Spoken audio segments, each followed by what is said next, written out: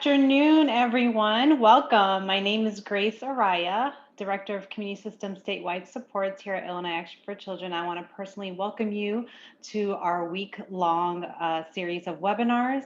We have partnered with Tamarack Institute to equip you and support you in your community systems building work. This week-long series would not have been possible without the generous support of Illinois State Board of Education, as well as a partnership with the Governor's Office of Early Childhood Development. I do want to let you know that we still do have openings. So we really encourage you, if you haven't done so already, to go ahead and register for the remaining webinar that we have Tuesday through Friday, and encourage your colleagues as well. I would like to now introduce you to Lisa Atigala, and she's going to be your trainer. And so I will hand it off to her. Thank you so much, Grace. It's wonderful to be here. And before we get started, I really just want to extend my gratitude and acknowledgement for the land that we're on. I am actually joining from an area in Canada that is the home of the Haudenosaunee, the Anishinaabe, and the Neutral people. And we are just really grateful that we can be here today. So for those of you who are new to Tamarack, I'd love to just give you a high-level view of what we're up to so that you can situate yourselves this week. So Tamarack, we have been around for about 20 years. We're a charity, and we work with communities to make whatever positive community change that they're working towards easier and more effective. And so we do that in two big ways. The one, we have a learning center. And so we believe that there's some fundamental skill sets that people who are seeking to make change in their communities need to be more effective. And so that's around collective impact, community engagement, collaborative leadership, community innovation, and evaluating impact. And so I work most closely in the community engagement area, but over the course of this week, you'll meet our other members of our team who work in the other areas as well. And then we also convene a network called Vibrant Communities, and Vibrant Communities support cities and local leaders who are working on specific issues or topic areas. And so we work really deeply to reduce poverty, to deepen community, and to build youth futures. I want to introduce you to another member of my team, Duncan. He's here on the line today, and he is going to support us and support you in all things technical. So Duncan, anything you want to share? Yeah, thanks, Lisa, and welcome everyone to today's webinar. I just have a few brief comments to help you make the most out of today's call. First is we'll be sharing some links and resources in the chat box. So you'll see that at the bottom of your Zoom client. I've already added a few things in there for you. Feel free just to browse that throughout the presentation. As Lisa talks about different resources, I'll be throwing in links just to give you easy access. As well, there is a Q&A panel at the bottom of your Zoom client. At any point throughout the webinar, if you have any questions or comments for Lisa, throw them in there, and at the end of the presentation or as they come up, we'll try to address as many questions and comments as we can. As well, if you're having any technical difficulties, feel free to send me a private message over chat or throw it into the Q&A panel, and I'll do my best to assist you as quickly as possible. I think that's it. Lisa, back to you. Wonderful. Thanks so much, Duncan.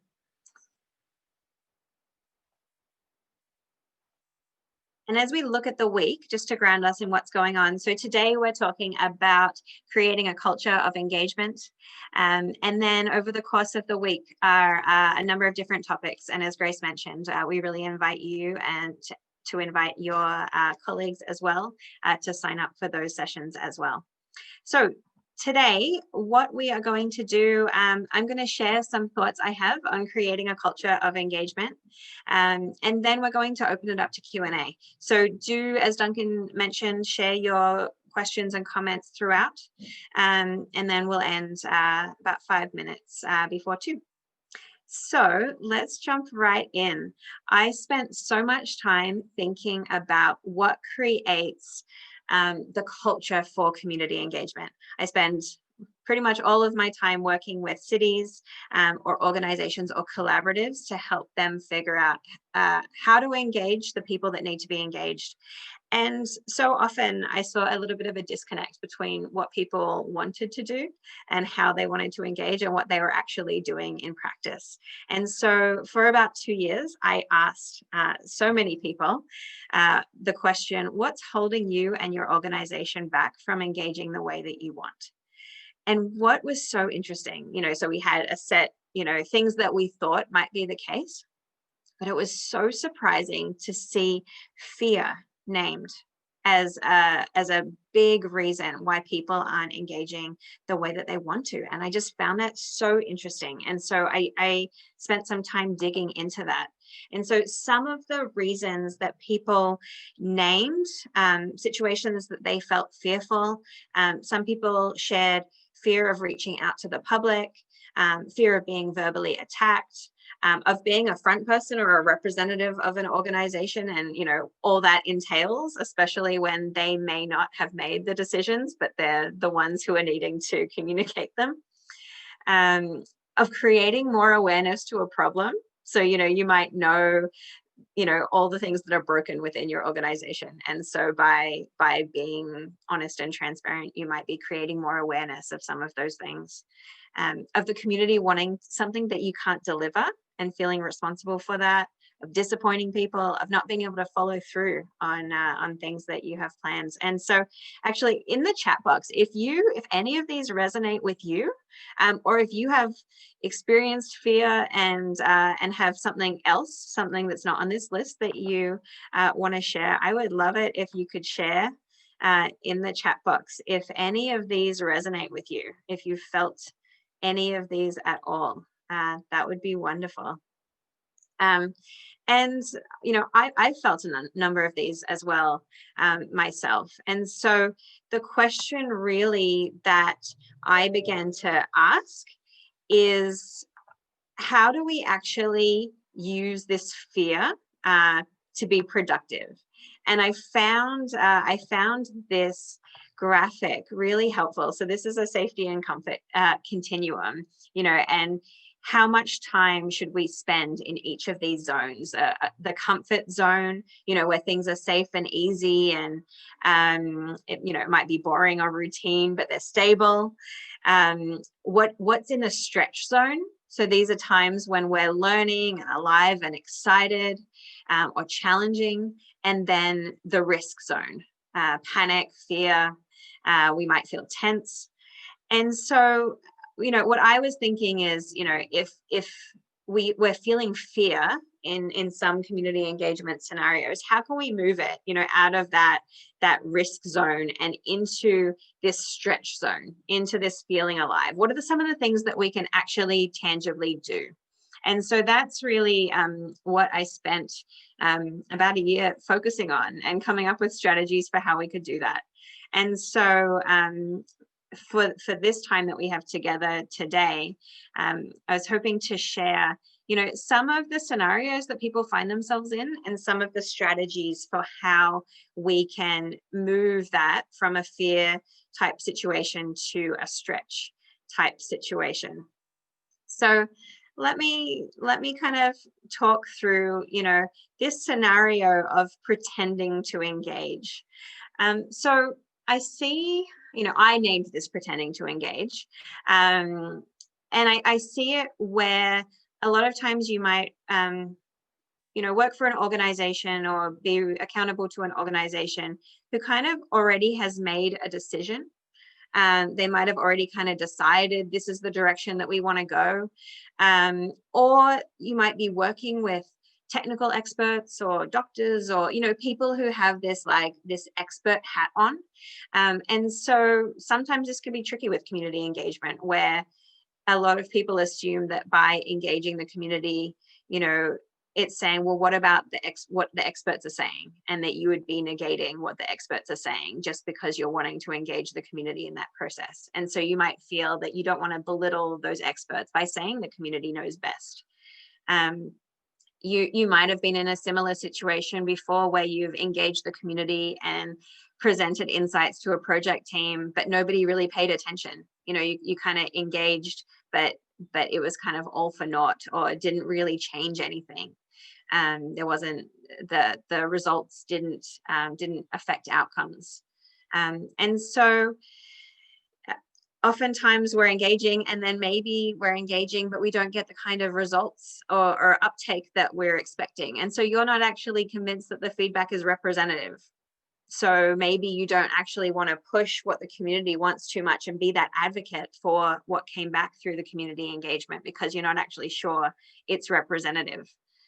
You know, sometimes I see situations where, you know, people kind of advertise a community engagement event, but kind of secretly hoping it might fly under the radar. This might happen more in municipal settings than in other community-based ones. But I do see it happen a lot, you know, or you arrange some sort of community engagement event, but actually schedule it so that it's a whole, you know, several presentations and not actually much dialogue time, because you're trying to kind of lower the risk of somebody saying something that might get, you know, if it's something, if you're discussing something controversial, for example. So those are some of the behaviors that I see when we think about pretending to engage. You know, it feels like you're going through the motions, but you're not really doing, you know, all the community engagement is cut out to be. You're not really doing it all, you know, and so you're not necessarily seeing those benefits. And so you're not really sure whether you should step forward and try to lead that work or do it in a more intentional way, or if you should keep, you know, pretending to engage. So I don't know if those resonate with you, but some of the strategies that we can work on, if this is true for you, if you're feeling that you've ever, you know, pretended to engage and aren't really doing it justice. So strategy 1, agree on the role of the community. Strategy 2, figure out what's still on the table. And strategy 3, explore your organization's mindset to engagement. So we're going to go into each of these now. So this one is so big for me. Before doing any sort of community engagement, I always want to understand what is the role of the community, because it can and should be different things at different times. We don't always want to engage in the same way. And so if we think about a more traditional community engagement, oftentimes we might be consulting, you know, and so that would be seeing the community as an information source. We want to learn from the community, and then we want to take that back and we want to make decisions based on what we've learned from the community. So that would be, you know, viewing the community as an information source. But a lot of times in community engagement, we actually want to move further along, and we want to gather community members together. And create something together. And we may also want to empower community members to lead, to build their capacity to lead. And so a question that I always ask and encourage you to do so as well is understand, what is your relationship with the community for this particular piece of work? Are we looking to do to the community, so make decisions without their input? Hopefully not, but it's there, it's an option. Are we looking to do for the community? So are you in a service-based position and you're creating something for the community, but you're hoping to consult along the way in order to shape the outcome or the decisions or the program or the services, that sort of thing? Are you looking to do with the community? So this is with the community's involvement. So partnering together with different community groups to do something together. Or are you looking to be involved in something that's actually done by the community with their leadership? And so I think depending on your answer to this, it completely changes how you work. And I think oftentimes when we're pretending to engage, it's that it's not the right fit for the role of the community. And as we look at this too, if we're looking to do to the community or for the community, what we actually need is a communication strategy. You know, we need to do really great information sharing about, you know, what's happening and how that impacts the community, and build community buy-in to the work that you're doing that way. But if you're looking to do something with the community, or be involved in something where it's done by the community, you really need a deep engagement strategy, and that will be building community ownership.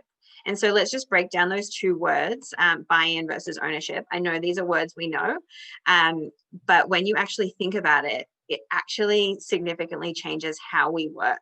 And so buy-in is somebody else has developed an idea, an organization, a funder, somebody else has an idea and they've made a decision and designed an action plan. And we're hoping, we want to share it with communities so that they buy into that. They agree, this is a great idea, or I'm on board, or, I'm okay with that. Whereas ownership can only be developed when frontline staff or community members are part of actually developing the idea or making those decisions or designing the action plan. So they're actually part of making it, because then you can feel ownership over it. You can only feel that sense of ownership if you're actually part of creating something. And so as we think about how this plays out, so this is the community engagement spectrum. It's an adaptation of IAP2's public participation spectrum. And it's deepening levels of community engagement. And so on the left, we're informing, then we're consulting, we're, surveys, that sort of thing. Next, we're involving, and this is where you're really working directly with stakeholders throughout the process. Then's collaboration, and this is partnering with the community. And then the deepest level of engagement is empower. And this is where you have shared leadership or shared decision-making. And so when you look at it, if we want ownership of ideas, we need to be deeper in the spectrum. So we need the role of the community, your decision on, is this for the community? Are we partnering with the community? Are we doing something together? Impacts how you engage. So if we want to do something together with the community, we need to be engaging them at a deeper level. We can't be making the decisions for ourselves and then consulting and then expecting ownership. So I'm just checking the chat here too, and Janet's sharing, community is not monolithic. And some part of the community might want to inform the work while others might want to lead the work. Exactly. So yeah, when I'm referring to community, that is a really broad term. And so for any initiative, I like to break down who are the stakeholders, who needs to be at each level on this continuum. And you might have some people who, you're collaborating with, and the decision-making group is a group of community stakeholders on a leadership table. And then you would have a broader population that you would want to be informing and keeping up to speed with what's going on. And so, yes, definitely, anytime you're on this spectrum or engaging, we are doing multiple things, and we're engaging different members of the community in different ways. So thanks for that, Janet. So let's move on to strategy number 2.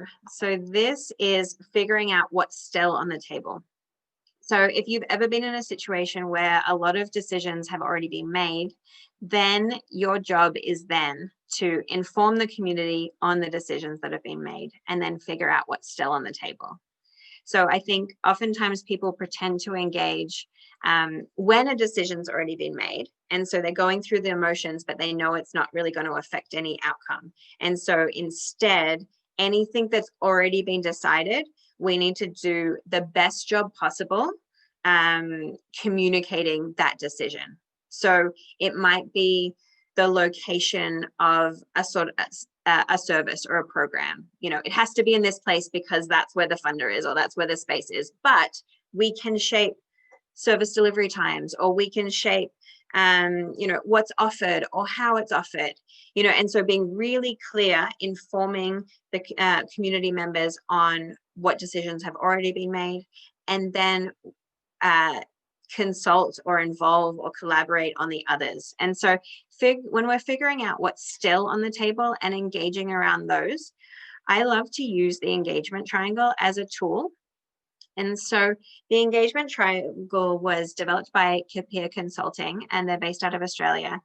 And they developed this triangle as they were taking an inventory of, all the different ways that we engage the community and why. And I would say that traditional community engagement was really focused on the top part of the triangle, this informing decisions. But the other corners of the triangle just didn't get as much credit or didn't get as much play in terms of the work that, or the value of the work.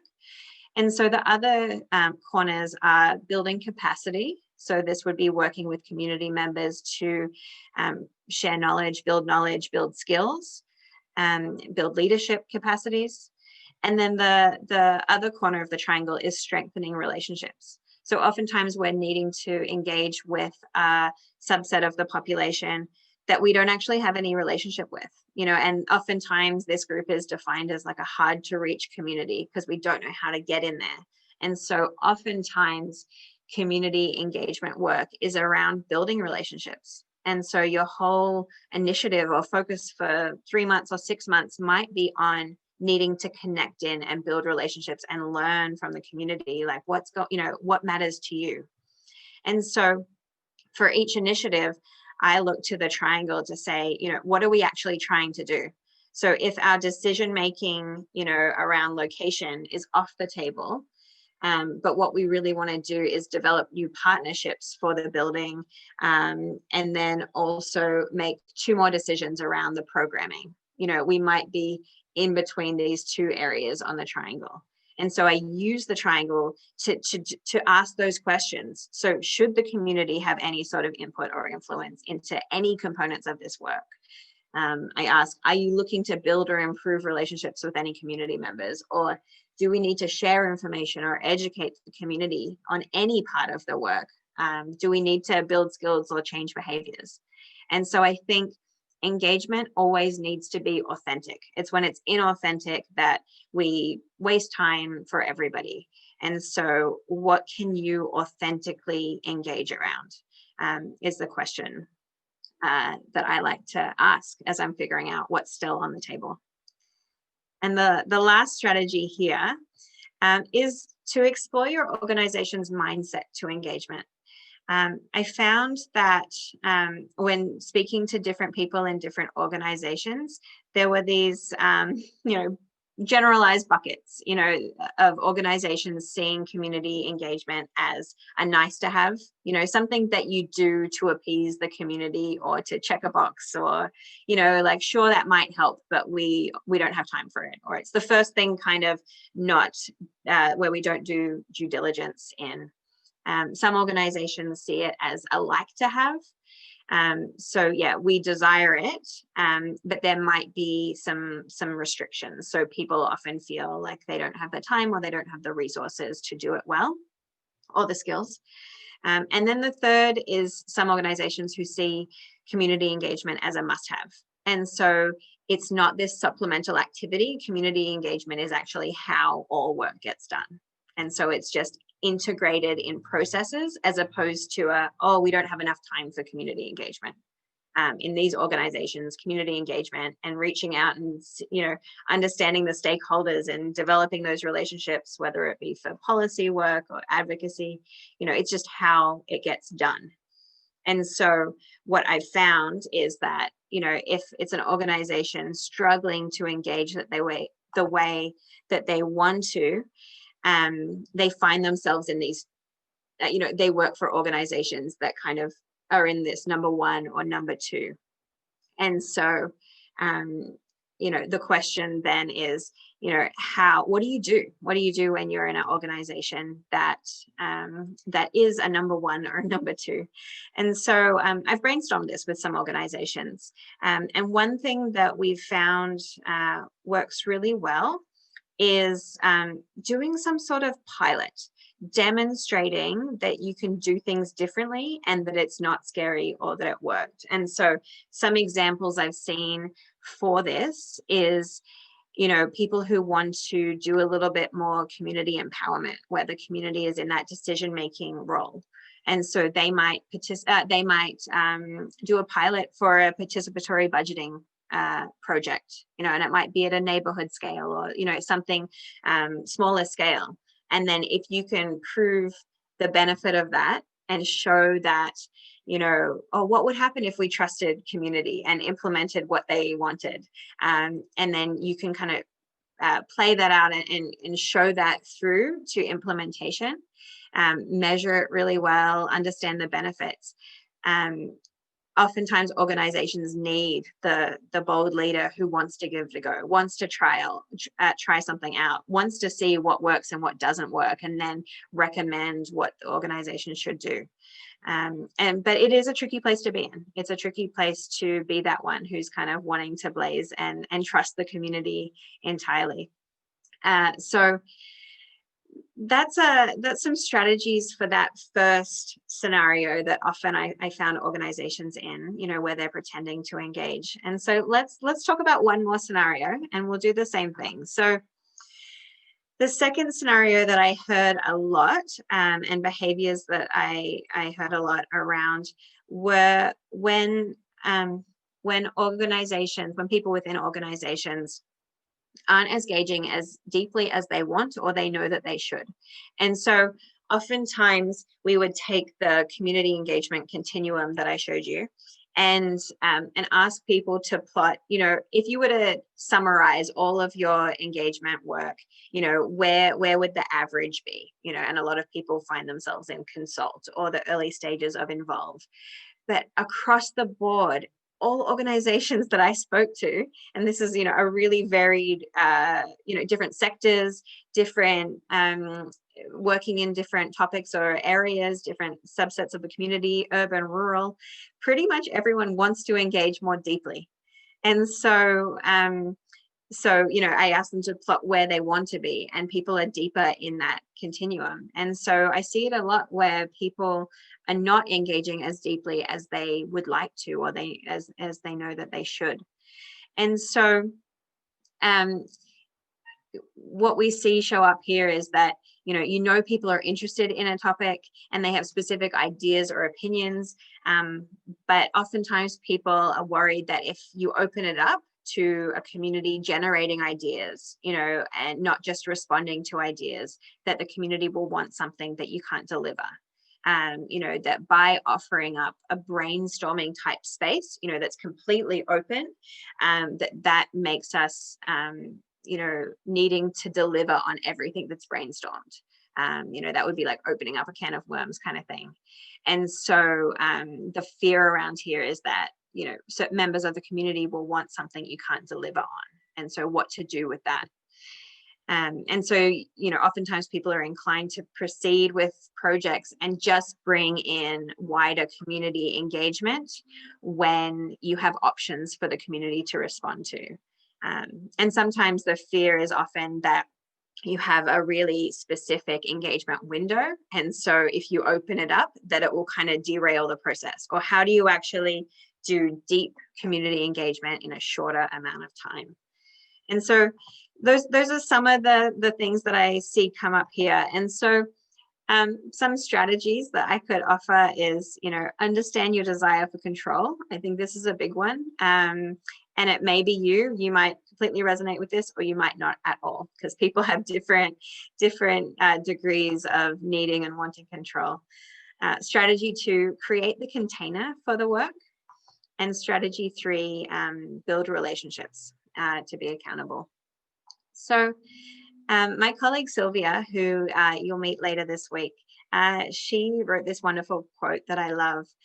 The path to authentic engagement begins when organizations demonstrate a willingness to move beyond their own goals and ambitions to recognize and champion the individual and shared goals and ambition of the community. And so I think for me, this is like, what is my role as somebody who wants to get to know the community and understand community needs? Like, ultimately, I'm responsible for what the community wants. And so it actually, despite my experience or what I think I know, I always have more to learn. And so that's, if I'm struggling with control because I had a plan for what things should look like, or then it's actually centering myself. And that's not what I'm needing to do. I'm needing to learn from the community and center the community's wishes. And so I find that a helpful way to check myself. But some people, might be working with other team members who want control. And so what do you actually do in that kind of situation? And so a question that I love to challenge myself on is, what are actually the costs of not sharing the control? So oftentimes we're wanting to keep the control as a way to protect the project or the work that you're doing, but there actually could be pretty significant costs of not sharing that control. And just some of them that, I've brainstormed here, and I would love for you to think of, what the costs for you might be for your work.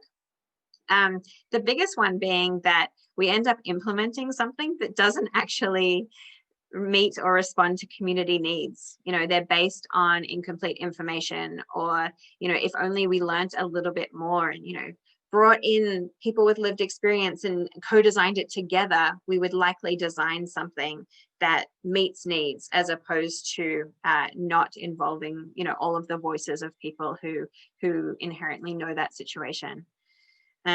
Oftentimes another cost is having to implement supplementary processes. So if you don't engage fully the first time around, you then need to go back later and do something in addition to. Whereas if only you engage deeply from the beginning, it might have been quicker right off the bat. Limiting what's possible by not partnering or building upon shared resources. And so it reminds me of that proverb about, if you want to go fast, go alone, but if you want to go far, go together. And so I think oftentimes when we're wanting to collaborate, it allows us to do more. And so, we might feel restricted by the resources that are in front of us or around us, but, let's not limit what's possible. Let's actually use community engagement to open up the box and have that different perspective of possibility. And so it's an asset-based approach to ask people, well, if you care about this, what do you have? What can you share? Can you share your time? Oh, wow. Okay. And if you share your time and you share your building and I share my resources, what could we do together? And so just like not stifling or limiting the work without engaging. And then, another cost is that we actually breed distrust amongst the community or with partners because we're not engaging or sharing or being completely transparent. And so you might have additional costs, but I find whenever I'm met with that, what is the risk or what's the cost for not sharing control? I find that those risks can actually be quite extreme and quite big. And then it's like, oh, I do have to engage deeply because we will end up with a better outcome if we do. The second strategy is create the container. This one's simple, but I think it's really important to name, is that sometimes when we're feeling like, oh, what happens if, we engage the community and they brainstorm and they just want something that's, millions of dollars and we just can't do. I find that happens, it's more likely to happen when you haven't clearly defined the container or the restrictions or the constraints, whatever we want to call it. And so those might be, where you're at in the process. We are brainstorming this particular thing right now, or the name of it's already done, or, our budget is this much money. So all solutions we generate have to be, within that budget. What's the key criteria? The program needs to meet the needs of this population, but outside of that, how it actually happens is completely open.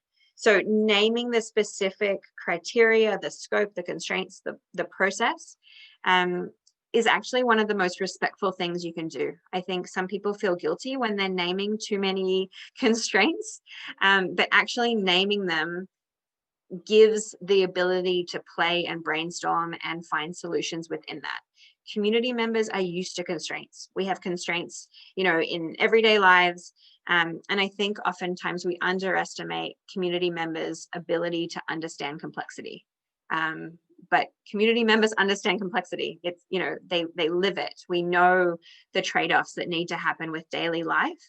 And so respect the community enough to describe those and say, all right, these are our constraints. And yes, it's tricky. Like, we don't even know how we're going to solve this problem within these constraints, but like, let's get together and let's see what we can come up with. And that is respect. And that helps that fear around what if the community brainstorms something that we can't do. I find naming that container can be really effective and change the energy. And then the last one that I want to share is really focus on that third corner of the triangle. So build relationships to be accountable. I think if we're stuck in a place where we're not engaging as deeply as we know that we should or want to, when you can think of a person, when you know a person who's impacted by a certain issue, it's easier to imagine engaging them, and sitting across the table and really creating something together, or inviting them to be part of a working group or a leadership team. And so building relationships is just so helpful for authentic engagement. And this I found really helpful. So this is a theory of change of inspiring communities who work in this really asset-based community development way in New Zealand. And what they've learned, they do a lot of work with gangs in New Zealand, with a lot of Indigenous communities, and they just do wonderful work. Definitely check them out for inspiration. But their theory of change starts in a different place than most. And it starts in this kind of top area where, when they're looking to build relationships, you can have a loose connection with somebody. And I think the default way of developing a relationship or building capacity is to slowly deepen relationship, build skills, and then give responsibility. Make sure we're equipping people to with the ability to do that work. But theirs goes where they meet somebody, establish loose connections, and then they develop the capacity to act. And so that might be, oh, can you help us out with this one thing? They jump to action really early in their theory of change. And so by inviting somebody to be a part of something, and then once community members have done something, then they move further to this capacity to organize, where it's like, okay, you helped us with that thing. How about we also bring in this person? And now if we do it together or join those things, that works. And then that builds the capacity to collaborate. And then that builds our capacity to grow. And I just I find that so interesting and challenging in a really good way, that maybe we need to build relationships and then ask a question, and always invite involvement before we've built the capacity for that. And so establish a connection, build the relationship, and then work together at least once. So one of the things that I did as I was thinking about, how am I engaging with community members? What opportunities am I actually providing? I challenged myself to move from transactional type community engagement to transformational, and I saw transformational as things that build up the person, the community members who's involved, not just the community member as an information source, but the community member as really benefiting from the relationship and from the engagement. And so I plotted, we oftentimes just create a community engagement plan, but what if we actually engage the community to help design the process? Or oftentimes we might conduct a survey or a poll or a vote, but what if we move to engagement methods where people could really interact with each other, and build relationships with each other? Instead of sharing the results in a summary report, what if we actually shared the results in a video that is spoken by voices of the community? I go on and on in terms of, this was just a brainstorm for me. You could do it for yourself. Just list the regular activities that you normally do and say, how could we actually move that to something that's more beneficial for the community? Another one, make sure that people with lived experience get a chance to provide input. But what if we're actually inviting people with lived experience, onto the leadership table and not just the advisory table? What happens if we are really addressing those power differentials and have the member of lived experience group chairing the meeting rather than being somebody who's consulted or provides some input along the way? And so I just really encourage you, as you're thinking about how do I deepen relationships and be accountable to different members of the community, that you can move from some of these things that are more transactional to transformational.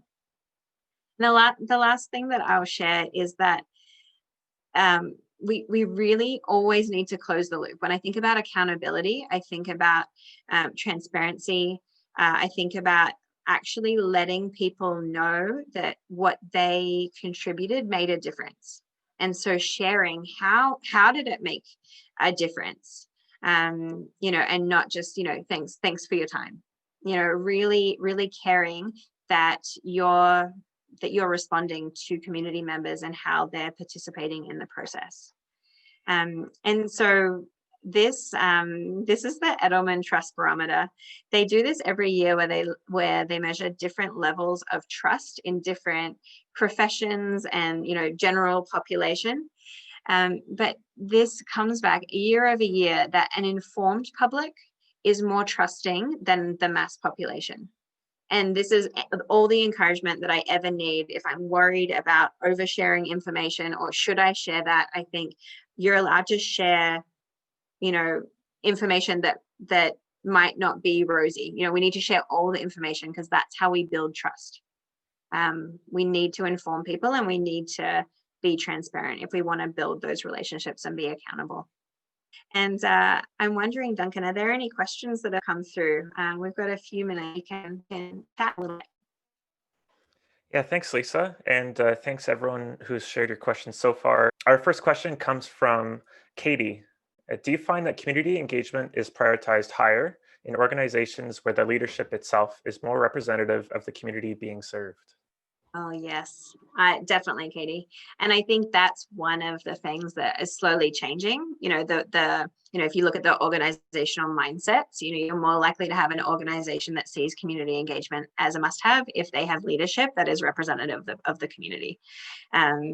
It's valued, and I think it's related to power.